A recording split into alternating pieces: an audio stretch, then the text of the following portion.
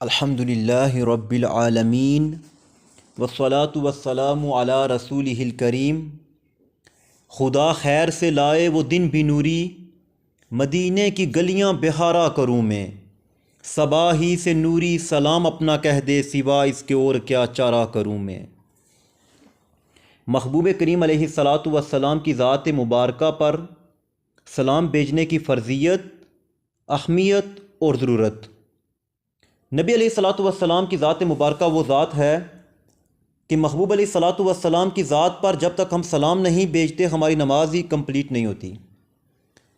نماز میں 7 فرائض ہیں: تکبیر تحریمہ، قیام، قرات، رکوع، سجود، قعدہ اخیرہ، خروج بسنیہ۔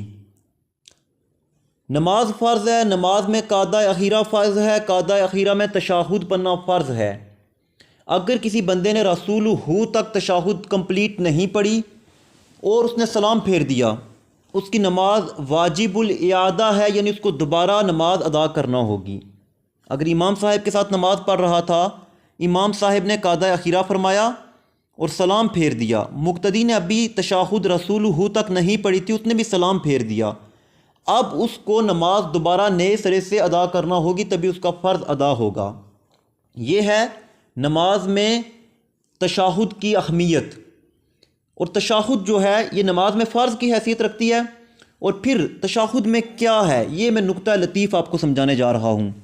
تشہد میں آتا ہے السلام علیک ایھا النبی ورحمۃ اللہ وبرکاتہ۔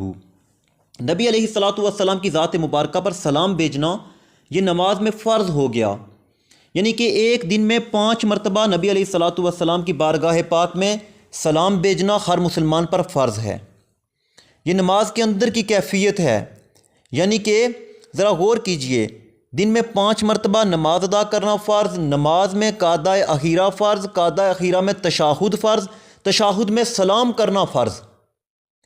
اب قعدہ اخیرہ میں دوسری چیز جو آتی ہے وہ ہے درود پاک پڑھنا۔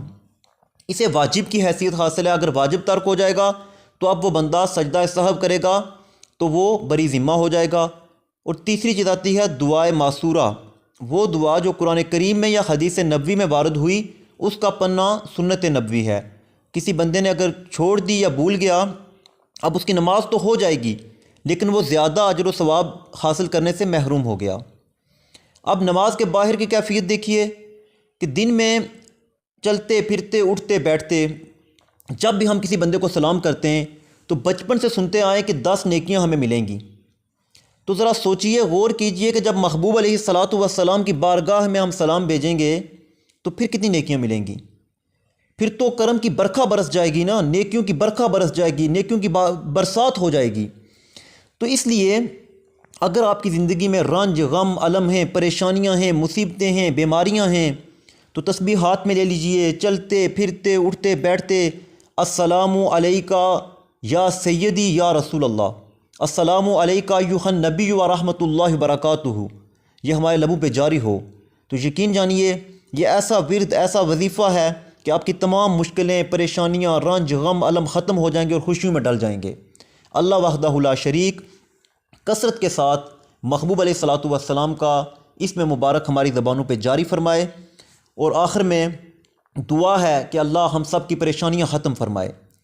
نسیمہ جانب بطحا گزر کن، زے احوالم محمد را خبر کن، گر نسیم سحر تیرا ہو گزر، اس دیار یار سے میری چشم تر کا سلام کہنا حضور بندہ نواز سے، اور ونجدی تے انج بھی پئیں خوا مدینے، دکھیاں دچائی پہنچاویں سلام مدینے۔